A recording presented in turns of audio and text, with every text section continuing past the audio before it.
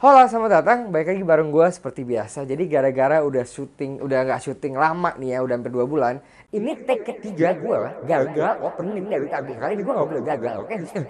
Oke, by the way, sorry karena gue absen vakum bikin YouTube hampir 2 bulan. Alasan utamanya adalah karena belakangan ini kita di GRI itu lagi amat sangat disibukkan akan persiapan kita membuka divisi baru. Nah, gue nggak tahu apa kalian udah tahu atau belum, apa udah dapat bocoran bahwa kita akan segera membuka divisi GRI Lab Diamond. Jadi selama 12 tahun keberadaan kita, fokus kita itu hanya full di sertifikasi batu mulia. Kita belum menerima diamond. Kita sudah persiapan selama setahun untuk mempersiapkan divisi diamond ini. Ya kan? Pertanyaannya begini, loh, kenapa nggak dari dulu GRI buka diamond juga? Buat sebagian orang yang belum tahu, gue akan jelaskan sedikit ya. Pemeriksaan, cara menganalisa, pemeriksaan, peralatan, skill, dan lain sebagainya antara batu permata dan diamond itu amat sangat berbeda.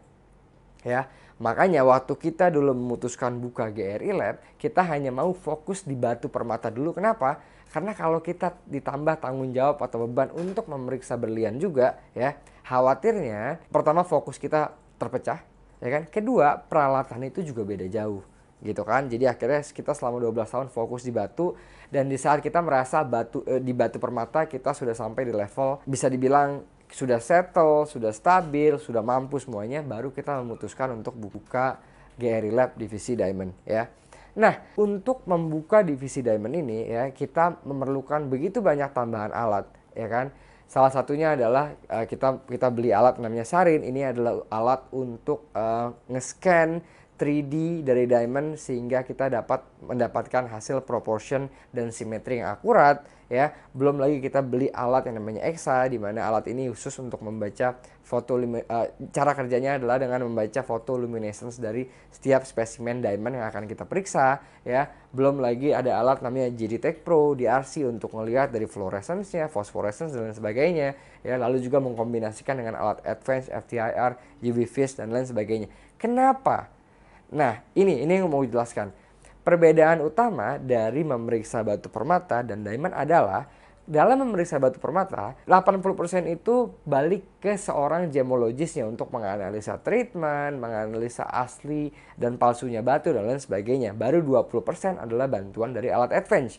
Berbanding terbalik dengan diamond, di mana 80% pemeriksaan diamond itu wajib atau hanya dapat dilakukan oleh alat advance. Baru 20%-nya lagi membutuhkan gemologis untuk menganalisa misalnya color atau clarity-nya. Kenapa? Karena lab ground, membedakan natural diamond dan lab ground diamond itu dibutuhkan hanya dapat dipastikan dengan alat.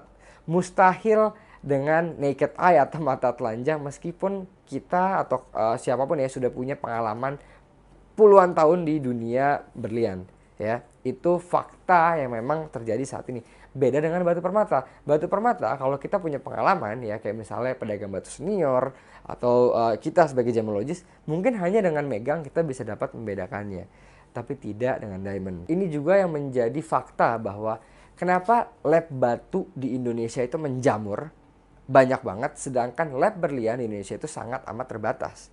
Bahkan lab berlian yang menerima full grading berlian di Indonesia, setahu gue ya, correct me if I'm wrong, hanya ada 2. Kenapa? Karena dari masalah grading berlian, kalau lu lihat sertifikat diamond ada kan tuh grading proportion namanya, ya kan, yang ada banyak angka-angka segala macam ya. Itu sebenarnya bisa dilakukan secara manual, ya, dengan menghitung, itu ada rumusnya. Tapi percaya nggak, satu diamond itu perlu waktu mungkin bahkan sampai 1 jam hanya untuk satu diamond. Makanya kebanyakan lab-lab berlian yang ada itu hanya menerima mungkin identification sampai di clarity and color. Proportional rata-rata mereka nggak ada. Karena mustahil buat mereka menghitung selama 1 jam hanya untuk satu diamond. Ya kan? Sedangkan ada alatnya untuk mengecek proportion yang dapat dilakukan hanya dalam waktu mungkin 30-40 detik. Tapi harganya cukup pricey. Sehingga itulah akibatnya hanya segelintir lab, 2 bahkan, yang memiliki alat ini karena cost-nya yang terlalu tinggi. ya. Berikutnya diperlukan juga pelatihan. Beda dengan lab batu yang mungkin hanya dengan mikroskop siapapun bisa buka selama mereka mengerti soal proses analisa batu. Tidak dengan diamond. Itu dia lab diamond yang bisa dibilang reliable atau dapat diandalkan di Indonesia sangat terbatas. Dan itu juga yang akhirnya memotivasi kami untuk segera mempersiapkan divisi diamond ini. Karena kebutuhan pasar akan lab diamond kita percaya sangat amat besar. Dan dibutuhkan pilihan lain dari yang terbatas ini sudah ada gitu kan. Nah, harapannya kehadiran kita ini dapat memberikan dampak positif bagi iklim atau trade dunia diamond secara umum, ya kan. Sama seperti saat dulu kita hadir di lab Jameson juga lab batu itu hanya sedikit, baru ada beberapa kita hadir, ya kan. Nah, setelah itu di persiapan yang begitu panjang ya, ini udah hampir setahun persiapannya, cuman 2 bulan terakhir ini adalah persiapan yang bener-bener hektik ya. Kita lagi mendevelop ya, udah hampir jadi, mulai dari programnya ya. Kenapa kita develop program? Kan karena gini, di Batu Permata aja itu juga kita develop program software yang isinya database, semua itu based computerized, ya kan. Begitu juga di Diamond. Tapi di Diamond ini itu jauh lebih kompleks ternyata. Kenapa? Karena kita harus memindahkan data seperti dari Sarin ini. Ini kan muncul begitu banyak angka-angka yang akan nanti dimasukkan dalam hasil print akhir sertifikat kan. Ini harus kita pindahkan. Nah, memindahkan hasil data dari alat ini ke program kita itu butuh coding, butuh orang IT dan lain sebagainya. Itu yang kita lakukan dan itu yang juga makan waktu. Berikutnya kita juga mendevelop 3 produk ya. Gue akan sedikit kasih clue-clue ya. Ada 3 produk yang akan kita launching di divisi Diamond ini. Pertama sertifikat besar, kedua sertifikat kecil, dan satunya lagi ada, ini adalah pengganti ID card yang gue nggak mau bocorin sekarang, nanti ada waktunya ya kan. Nah, proses mendesain ini aja itu makan waktu yang luar biasa panjang ya. Gue akan buat podcast khusus dengan desain grafis Gary, nanti kita akan bahas sama-sama di obrolan kita berikutnya ya. Tapi tantangan utamanya dalam meng-create desain dari sertifikasi Diamond ini banyak. Bagi kalian yang familiar, mungkin kalian tahu banget bahwa GRI itu sangat amat concern dengan desain sertifikasi yang di Batu Permata ya, yang bagus dan juga secure supaya meminimalisir, memitigasi pemalsuan ya kan. Nah, di Diamond ini, karena kita tahu dunia Diamond itu jauh lebih kejam dari dunia batu ya, modus operandi pemalsuannya gila-gila. Jadi kita juga benar-benar serius menggarap desain dari produk ini supaya seaman mungkin. Itu juga makan waktu dan makan proses yang begitu panjang.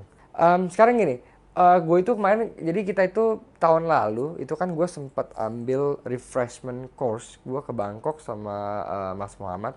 Kita di sana itu kita di sana itu ngambil satu course yang sebetulnya hanya refresh dari pelajaran-pelajaran yang udah kita ambil saat kita menempuh pendidikan gemologi 12 tahun yang lalu di JAE. Kenapa? Karena kita pengen tahu perkembangan atau update terkini tentang diamond ya. Dan untung banget itu kita ke sana, kita dapat banyak sekali knowledge, insight tentang dunia diamond tuh sejauh ada di mana saat ini gitu. Nah, kalau dulu itu kita kan udah belajar. Jadi untuk menjadi gemologist ya, lo itu diwajibkan menyelesaikan 2 graduate colorstone, pendidikan colorstone dan pendidikan diamond. Gue udah pernah bahas juga ini sebelumnya. Nah, baru mendapatkan gelar graduate gemologist, ya kan? Tapi itu dia tadi, kita tetap harus terus update dan mengasah keilmuan ini supaya tidak ketinggalan dengan teknologi-teknologi terbaru yang ada. Apalagi sekarang ini kan lab grown diamond itu udah menjamur, ya kan? Nah, lab grown diamond ini juga harus dianalisa dengan baik, gitu. Jangan sampai terjadi kesalahan. Di JAE sendiri, sekarang lab grown diamond itu juga di grading. Ada sertifikasinya, ada color, clarity-nya, karena mereka menganggap bahwa lab grown diamond ini juga bisa menciptakan marketnya sendiri gitu kan, jadi tetap diperjualbelikan.